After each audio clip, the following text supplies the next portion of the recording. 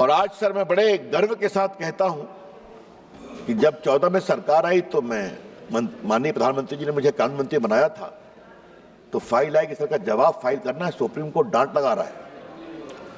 तो मैं गया प्रधानमंत्री जी के पास, तो उन्होंने कहा जाओ कोर्ट के अंदर और कोर्ट के बाहर खड़े हो जाओ कि नरेंद्र मोदी की सरकार 3 तलाक की पीड़ित महिलाओं के साथ खड़ी है।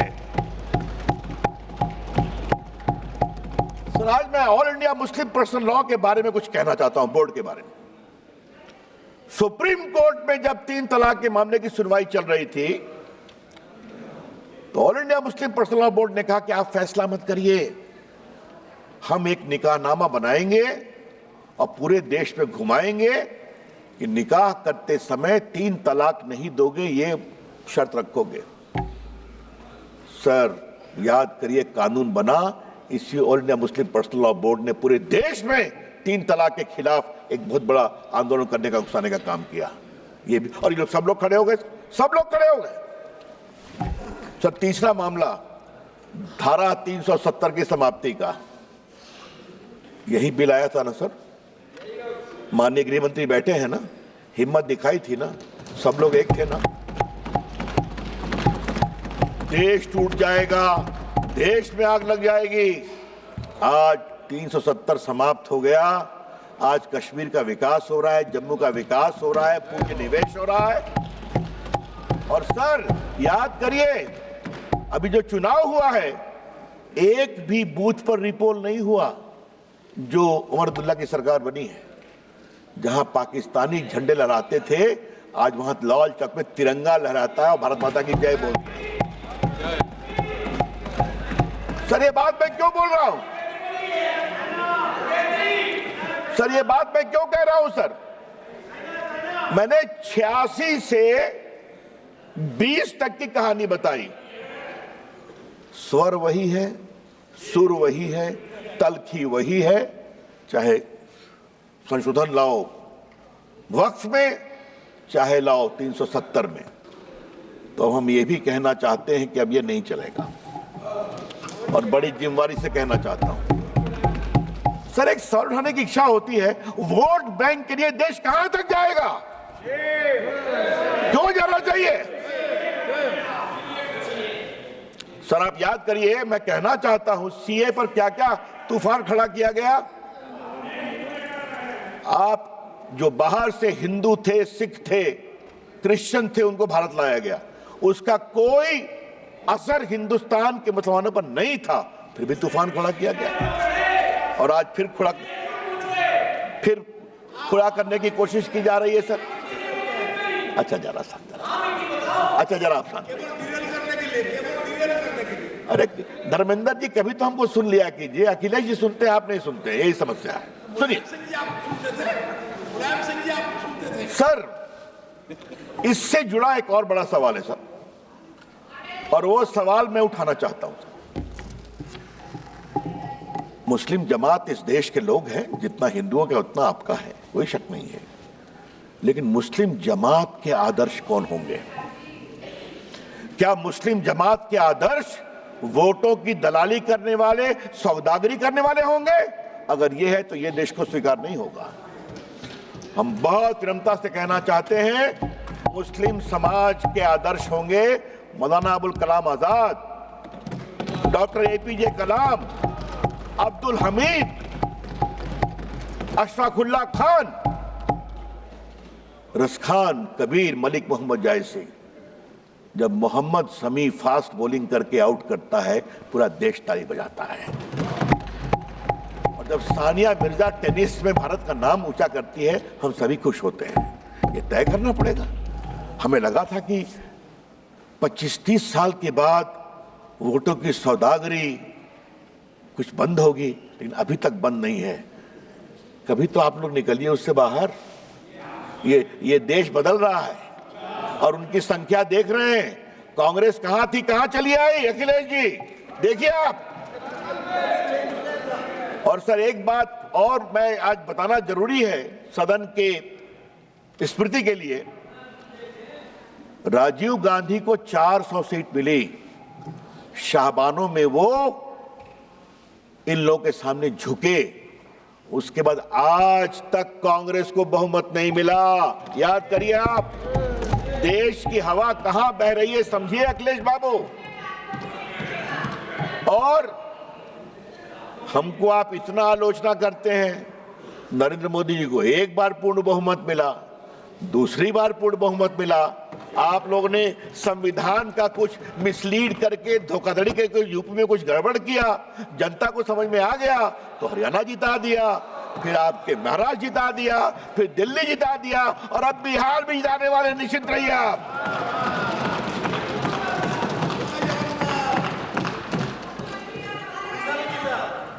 वो तो पहले जीत गए थे। सर मैं आपसे आज इस बहस के क्रम में कुछ और बड़ी बातें कहने की जरूरत है सर। ये जो 13 का कानून सर बार बार कहा जा रहा है कि अच्छा लगा मुझे उपनेता ने, कांग्रेस ने कुछ कहा कि बदलाव पहले भी हुए हैं सर। सर आपकी जानकारी के लिए अगर देखें आप, आजादी के बाद 54 में एक्ट आया, 59 में बदलाव हुआ, 64 में बदलाव हुआ, 69 में हुआ, 84 में बदलाव हुआ, फिर 95 में आया। और सर ये रिकॉर्डेड है, अगर आप निर्देश देंगे तो हम प्रस्तुत करेंगे। ये सारा कुछ बदलाव कुछ जमातों के दबाव में आया। और सर 95 कब आया? जब राम जन्मभूमि का आंदोलन चल रहा था। हाँ, तो इन लोगों ने कहा ठीक है हमारे वक्फ में बदलाव करो। और 13 कब आया? जब इनके हारने का रास्ता खुल रहा था। सर जब आप इस तरह से कानून में बदलाव करते हैं तो आपकी मंशा अक़लियत की सेवा करना नहीं है, आपकी मंशा अपने वोट का इजाफा करने की है। फिर भी आप हार जाते हैं, तो फिर भी नहीं समझते। सर अब मैं इसकी आवाज मैं सुन रहा हूं, अपने प्रदेश की है क्या आप? चलिए, आपके मित्र के बेटी आपके मित्र के बेटी। सर अब मैं कुछ संपत्ति पर आता हूं। ये 8 लाख संपत्ति है, दुनिया की सबसे बड़ी संपत्ति है सर। और सर मुतवल्ली उसको मैनेज करता है, मैंने दिखा दिया, वो मैनेजर है। मैनेजर की अकाउंटेबिलिटी होती है कि नहीं? और सर मैं पटना साहिब का सांसद हूं सर। हमारे क्षेत्र में गर्दनी बाग में सर एक सरकारी जमीन पर तालाब है जहां लोग छठ में अर्घ देते हैं सर।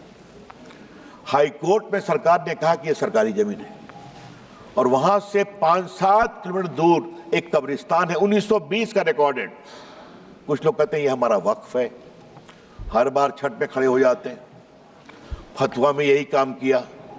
अभी तो सर अभी तो 113 बात की गई दिल्ली की, मैं सुन रहा था, उन्होंने कहा ये जो फोर्ट विलियम है ना कलकत्ता में सेना का कमांड, वो भी हमारा वक्फ है। अब आगे तो कहेंगे कि पूरा हिंदुस्तान वक्फ है, क्योंकि हमारे यहाँ तो हमारे सम्राट हुए थे। क्या देश ऐसे ही चलेगा क्या? चल रहा। अरे प्रयागराज में बोला, भोपाल में बोला, कहां नहीं बोला, मुंबई में बोला, जहां चले जाइए। सर ये देश ऐसे नहीं चलेगा। और मैं माननीय मंत्री से आग्रह करूंगा, एक बार सदन को विस्तार से बताएं जिस तरह से वक्फ का दावा किया गया, उसका दावा करने वाले कौन थे। और थोड़ा गहराई में जाएंगे, हम लोग भी देश घूमते हैं, तो मैनेजर साहब की बिल्डर से सांठगांठ हो गई और वहां पर बिल्डिंग खड़ी हो जाती है। ये सच्चाई नहीं है क्या? वक्फ इसके लिए नहीं होता है। इसलिए ये पूरा बदलाव सर जरूरी है सर। सर मैं एक बात और कहना चाहता हूं इस कानून के संदर्भ में, लेकिन उसके पहले सर हम एक बिहार के बड़े वरिष्ठ नेता को भी कोट करना चाहेंगे। और सर आपसे मैं आग्रह करूंगा, उनका नाम मैं बाद में पढ़ूंगा, लेकिन मैं चाहता हूं कि उनकी बड़ी विद्वता भरी टिप्पणी थी सर, वो सदन के सामने आनी चाहिए सर, वो बहुत जरूरी है। वो उस समय सर पार्लियामेंट में थे और उन्होंने कहा था कि पूरा लूट लिया है, पटना में भी लूट लिया है, एकदम वक्फ का कानून होना चाहिए। और सर वो नेता जो थे, जो उन्होंने ये बात कही सर, वो हमारे बिहार के पूर्व मुख्यमंत्री लालू प्रसाद जी थे। तो मेरे पास उनका कोट है, अगर आप कहेंगे तो निकाल के पढ़ दूंगा। हाँ अच्छा, हाँ अच्छा, मैं लेकर दूंगा सर। किसने नहीं विरोध किया? और आज मैं विपक्ष को एक ही बात कहना चाहता हूं, कुछ तो दिल में झांकिए आप sir. I will take 5 minutes, I will conclude. कुछ तो दिल में झांकिए आप कि अगर वक्फ की संपत्ति की लूट हो, हम खामोश रहें? इसको सख्त करना बहुत जरूरी है सर। एक बात उन्होंने बार बार कही कि पहले हाईकोर्ट को भी पावर था।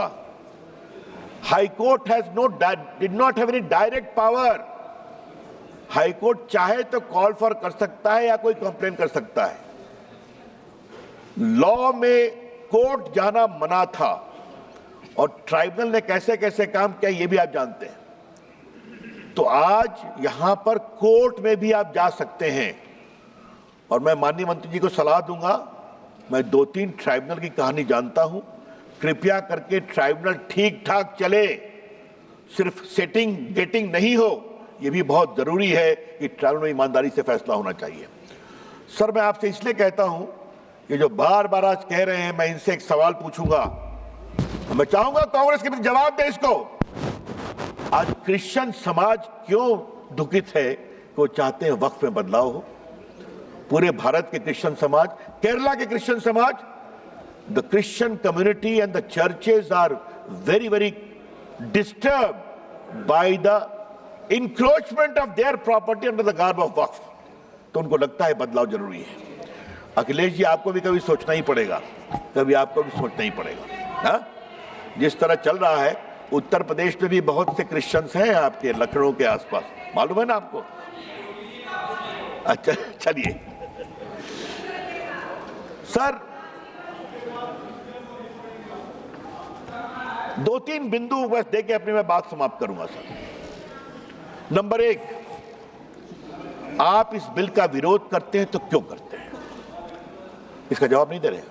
और मैं चाहूंगा सब लोग मेरी बात पर जवाब दें कि आपको इस बिल से क्या परेशानी है। नंबर 2, क्या आप चाहते हैं कि वक्फ की प्रॉपर्टी हड़पने, लूटने, दलाली, बिचौलियों के बीच में रहे, या गरीबों के लिए काम में आए, पसमंदा मुसलमानों के लिए काम में आए, बेटियों के लिए काम में आए? ये उसके लिए रास्ता खोलता है। और सर तीसरी बात, इस बिल में बड़े बड़े नामी गिरामी मेंबरान पार्लियामेंट, जूरिस्ट, रिटायर्ड जजेस, महिलाएं, सिविल सोसाइटी सब आके देखने वाली हैं। तो आपको शर्मिंदगी किस बात की है? सर एक बात मैं विनम्रता से कहूं, परेशानी किस बात की है? मैनेजर साहब के ऊपर कंट्रोल नहीं होना चाहिए, मुतवल्ली के ऊपर कंट्रोल नहीं होना चाहिए। तो ये नरेंद्र मोदी जी की सरकार है। इसी all India personal law board ने क्या कहा अभी, जब आपके इफ्तार में नहीं जाएंगे, मैं नाम नहीं लूंगा, संजय जायसवाल समझ रहे हैं मैं क्या कहना चाह रहा हूं। कहा था ना इन लोगों ने, क्या इफ्तार में नहीं जाएंगे, आपको बुलाएंगे भी नहीं। तो मैं उनसे बड़ी विनम्रता से कहूंगा, आपके वो दिन लट गए जब आप वीटो लगाते थे। ये नरेंद्र मोदी जी की सरकार है, विकास के लिए हर काम करेगी। और बस सर एक अंतिम बात कह के अपनी बात समाप्त कर रहा हूं, बस एक पॉइंट। हमारे ऊपर इन्होंने बहुत आरोप लगाया, एक लगाते हारते जा रहे हैं, फिर भी भाषा वही है। लेकिन सर मैं एक बात कहूं, अगर नरेंद्र मोदी की सरकार कहती है सबका साथ, सबका विकास, सबका प्रयास, तो ये बात को हमें गर्व है। अगर गैस दिया तो क्या हिंदू मुसलमान में कोई फर्क किया? अगर शौचालय बनाया तो कहा हिंदू मुसलमान ने फर्क करना है? अगर सड़कें बनी तो क्या ये कहा कि मुस्लिम गांव से सड़क नहीं जाएगी? वोट दो या न दो, हम जब सत्ता में हैं तो पूरे हिंदुस्तान को एक नजर से देखेंगे। सर जिस प्रदेश से हम आते हैं, जहां से गिरिराज जी भी आते हैं, वहां एक बहुत बड़ा चलता है मामला सर, इन्ने सड़क मत बनाही, यहाँ वोट ना मिल रही है ना। ये हम नहीं करते, हम सबको एक नजर देखते हैं, वोट दो या न दो। इसलिए कभी कभी आप कुछ तो हमसे सीखिए, ये देश के हित में है सर। मैं मोदी जी का अभिनंदन करता हूं, मंत्री जी का अभिनंदन करता हूं, गृह मंत्री जी का अभिनंदन करता हूं। हम ये बदलेंगे देश के लिए, अक़लियत के लिए, खवातीनों के लिए। बहुत बहुत धन्यवाद। धन्यवाद। माननीय सदस्य श्री अखिलेश यादव जी।